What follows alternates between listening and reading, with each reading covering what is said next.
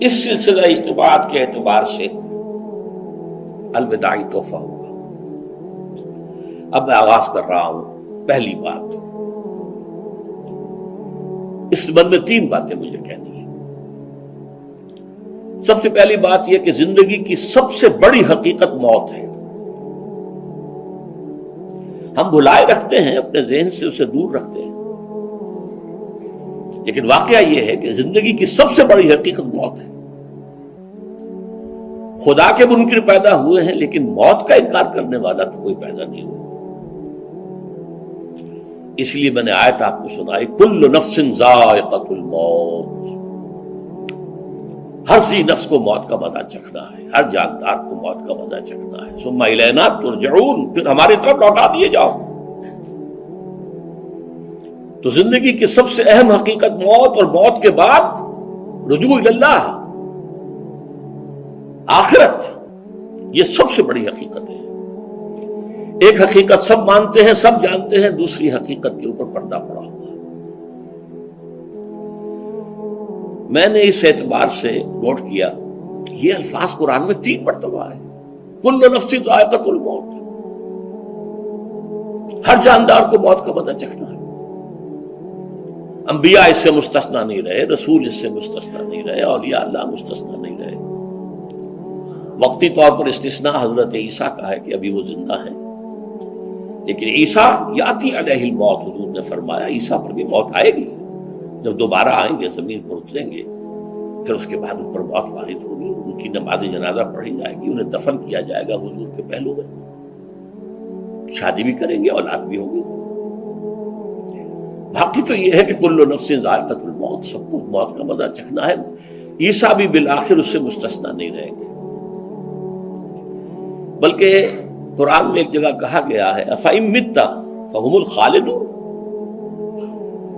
کیا ہے نبی، اگر آپ کا انتقال ہو گیا تو یہ کیا ہمیشہ رہیں گے؟ کون ہے دنیا میں جو ہمیشہ رہے؟ انتقال تو ہونا، آپ کا بھی ہونا ہے۔ إِنَّكَ مَيِّتٌ وَإِنَّهُمْ لَمَيِّتُونَ، یہ تو مختصر ترین الفاظ تھے۔ اس سے آگے بڑھیے، سورہ انبیاء میں فرمایا کل نفس ذائقۃ الموت وَنَبْلُوكُمْ بِالشَّرِّ وَالْخَيْرِ فِتْنَةً وَإِلَيْنَا تُرْجَعُونَ، ہر جاندار کو موت کا مزہ چکھنا ہے، اور اس سے پہلے پہلے ہم تمہیں آزماتے رہیں گے، خیر کے ذریعے بھی، بھلائی دے کر، صحت دے کر، دولت دے کر، اولاد دے کر، شہرت دے کر، اور برائی کے ذریعے سے بھی، تنگ دستی دے کر، بے عزتی دے کر، اہانت دے کر، ذلت دے کر، وَإِلَيْنَا تُرْجَعُونَ، اور پھر ہماری طرف لوٹائے جاؤ گے۔ یہ وہ دوسری حقیقت جو میں نے کہا کہ جس پر پردہ پڑا ہوا ہے، بہت بڑا پردہ ہے۔ لوگ یہی سمجھتے ہیں کہ یہی دنیا کی زندگی ہے۔ قرآن کہتا ہے إِنَّ الدَّارَ الْآخِرَةَ لَهِيَ الْحَيَوَانُ لَوْ كَانُوا يَعْلَمُونَ، یہ تو آخرت والی زندگی ہے جو اصل زندگی ہے، کاش کے انہیں معلوم ہوتا۔ اس سے بھی زیادہ تفصیل سے یہ آل عمران میں آئی ہے، كُلُّ نَفْسٍ ذَائِقَةُ الْمَوْتِ وَإِنَّمَا تُوَفَّوْنَ أُجُورَكُمْ يَوْمَ الْقِيَامَةِ، ہر جاندار کو موت کا مزہ چکھنا ہے، اور پھر تمہیں پورا پورا تمہارا اجر اور بدلہ دے دیا جائے گا قیامت کے دن۔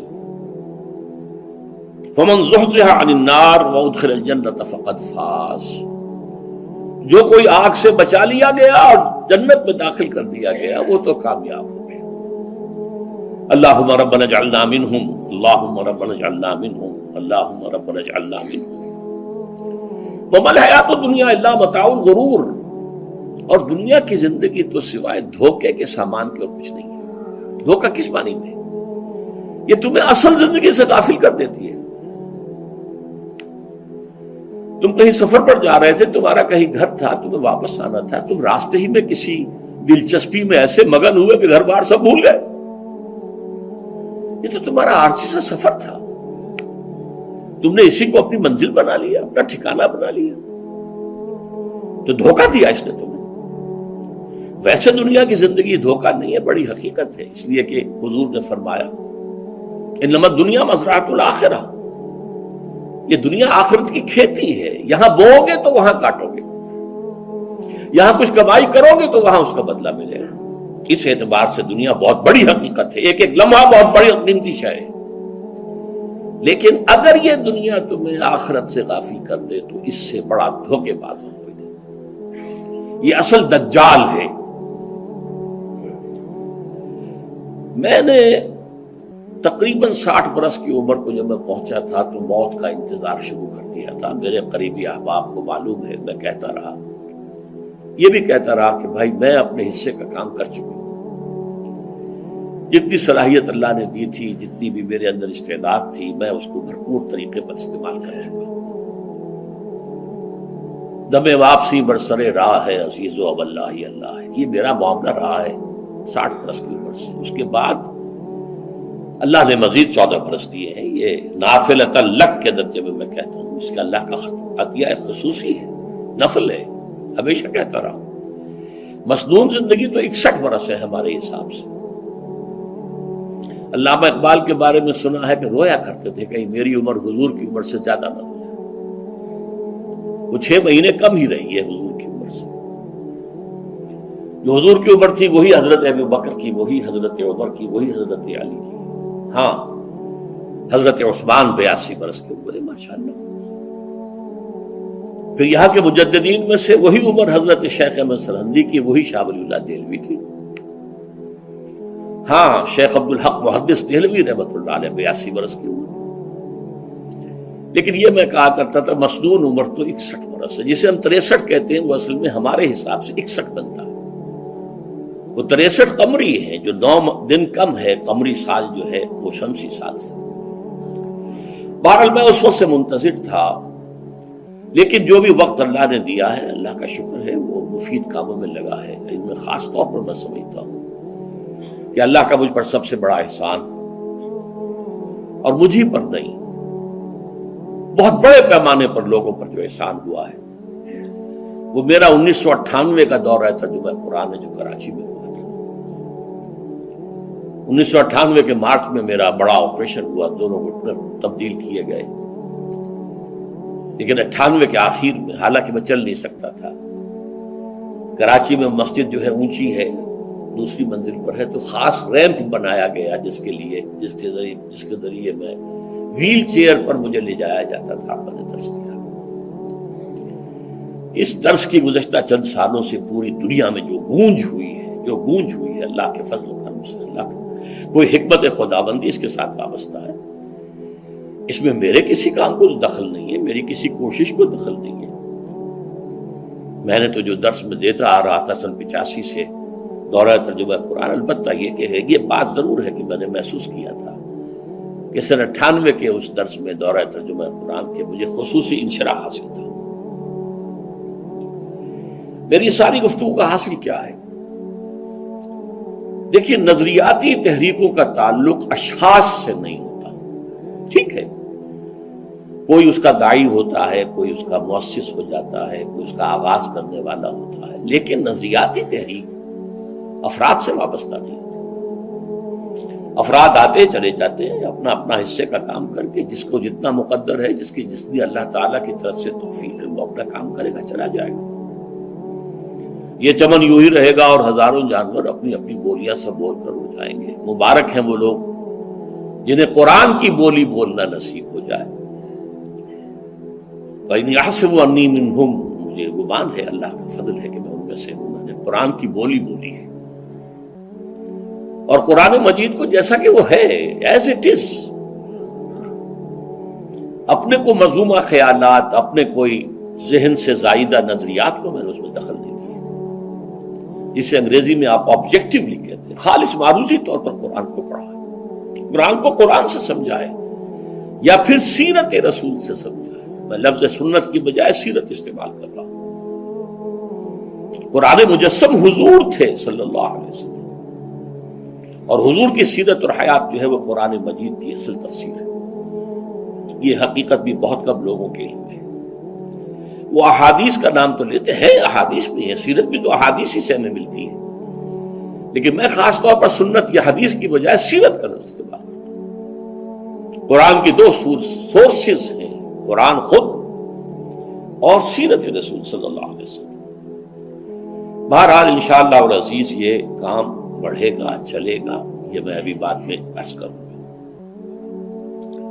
دوسری بات جو میں نے آیت پڑھی آپ کو، وَمَن نُعَمِّرْهُ نُنَكِّسْهُ فِي الْخَلْقِ أَفَلَا يَعْقِلُونَ، بہت بڑی حقیقت زندگی کی یہ بھی ہے، جس کی ہم عمر زیادہ کر دیتے ہیں اس کی خلقی صلاحیتوں میں کمی کر دیتے ہیں۔ موٹی بات ہے، بڑھاپا آئے گا، ہمیشہ کی مانی ہوئی بات ہے۔ اگرچہ جوانی میں آدمی بڑھاپے کا تصور نہیں کرتا، لیکن بڑھاپا آنا ہے، یہ بھی ایک حقیقت ہے موت کی طرح۔ غالب نے کہا تھا مزمحل ہو گئے قوائے غالب، اب عناصر میں اعتدال کہاں۔ ایک صاحب نے مجھے شعر سنایا تھا، ابراہیم صاحب تھے ٹونک کے رہنے والے، ذوف پیری بڑھ گیا جوش جوانی گھٹ گیا، اب عصا بنوائیے نخلے تمنا کاٹ کر۔ یہ تمنائیں جو ہیں طول العمر، انہیں کاٹو، اب گئی جوانی، امنگوں والا دور گیا، اور یہ جو تمناؤں کا پودا ہے اس میں سے لکڑی لے کر عصائے پیری بنوا لیجیے، اب بڑھاپے کے لیے ایک عصا درکار ہے۔ بڑا پیارا شعر ہے، ذوف پیری بڑھ گیا جوش جوانی گھٹ گیا، اب عصا بنوائیے نخل تمنا کاٹ کر۔ ابھی 2-3 دن ہوئے ہیں یہاں پر جو خانہ فرہنگ ایران ہے اس کے ڈائریکٹر آئے تھے، انہوں نے فارسی کا ایک شعر سنایا، بڑا پیارا شعر ہے، در جوانی گفتم کہ شعر شعرست اگرچہ پیر بود۔ جوانی میں میں یہ کہا کرتا تھا کہ شعر تو شعر ہی ہوتا ہے، چاہے بوڑھا ہو جائے، بوڑھے ہونے سے اس میں کیا فرق واقع ہو جائے، شعر شعرست گرچہ پیر بود۔ چوب پیری رسیدم، جب میں خود پیری اور بڑھاپے کو پہنچ گیا، دیدم، تو مجھے یہ بات نظر آئی کہ پیر پیرست گرچہ شعر بود، بوڑھا بوڑھا ہی ہوتا ہے چاہے وہ شعر ہی کیوں نہ ہو۔ تو یہ بڑھاپا جو ہے یہ زندگی کی دوسری بڑی حقیقت ہے۔ اس کا ایک اثر تو سب کو معلوم ہے، قوائے غالب جو میں نے کہا، بڑھاپے کا عام نتیجہ جسمانی ضعف، سب جانتے ہیں،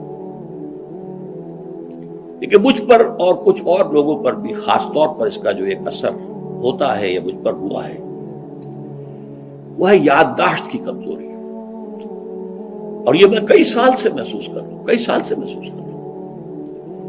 میری پرانی یادداشت بڑی مضبوط ہے، قوی ہے، اس میں کہیں کوئی کمی نہیں ہے، لیکن ریسنٹ پاس کی چیزیں جو ہے، پچھلے 5-6 سال کے واقعات مجھے یاد نہیں رہتے، اشخاص سے ملا ہوں اور دیکھ کے پہچان لیتا ہوں، کئی بار ملاقات ہوئی ہے، نام یاد نہیں آتا، تاریخیں اور اشخاص کے نام کے اعتبار سے تو خاص طور پر کئی سال سے میری جو میموری ہے وہ امپیئرڈ ہے، اور میں محسوس کرتا رہا ہوں کچھ عرصے سے کہ عین تقریر کے دوران محسوس ہوتا بلیک آؤٹ ہو گیا، اور مجھے سلسلہ کلام جوڑنے کے لیے سوچنا پڑا۔ بعض اوقات 1000 کروڑ مرتبہ بولے ہوئے الفاظ غائب، اب چاہے کتنا ہی زور لگا لوں وہ لفظ یاد نہیں آئے گا، ہاں تھوڑی دیر کے بعد خود بخود یاد آ جائے گا۔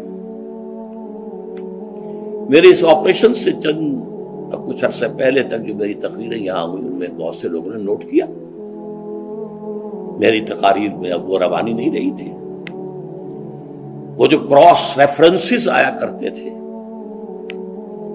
جس کی بنا پر ایک مولانا عبدالکریم باریک صاحب تھے ناگپور کے، انڈیا کے، مولانا علی میاں کے وہ خلفاء میں سے، انہوں نے تفسیر بھی لکھی ہے قرآن کی، وہ ایک مرتبہ لاہور آئے تھے تو مجھ سے بھی ملاقات ہوئی، میرا درس بھی سنا، پھر یہاں وہ ایک دینی ادارے میں گئے، وہاں میرے خلاف باتیں ہو رہی تھی، تو انہوں نے کہا بھائی اس شخص کی کیا بات کرتے ہو، اس کے سامنے تو معلوم ہوتا ہے کہ قرآن کھلا ہوا ہے، جہاں سے چاہے لے لے،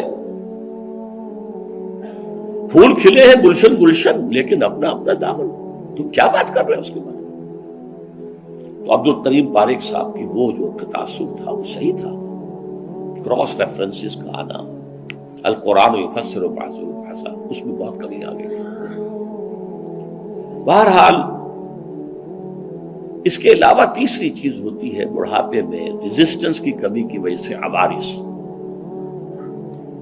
بلڈ پریشر کا میں مریض ہوں اور کوئی 25 برس سے ہوں، شوگر کا میں مریض ہوں اور کوئی 5 برس سے ہوں. ایک خاص برس جو مجھ پر آیا ہے آج سے 4 سال پہلے، اس کی ایک تاریخ ہے. یہ جو امراض دماغی کے ماہرین ہیں یہ کہتے ہیں کہ ایک مرض ہے بائی پولر ڈپریشن. انسان میں کبھی تو انشراح ہوتا ہے، ایکٹیویٹی ہوتی ہے، سوچتا ہے اور ایکٹیو کرنے کے لیے، گفتگو کے لیے، بھاگ دوڑ کے لیے طبیعت میں آبادی ہوتی ہے. کبھی وہ بجھ سا جاتا ہے، کبھی وہ حرکت کرنے کو جی نہیں چاہتا، پڑا رہے کسی کونے میں، سو جائے. تو یہ بائی پولر معاملہ کہلاتا ہے، یہ ویو چلتی ہے. اچھا یہ ہے ہر انسان میں، جسے ہم عام طور پر کہتے ہیں موڈ آف ہے بھائی میرا، مجھ سے باتیں کرو. تو یہ موڈ کا آف ہو جانا، آن ہو جانا، یہ عام آدمی بھی ہوتا ہے. لیکن جو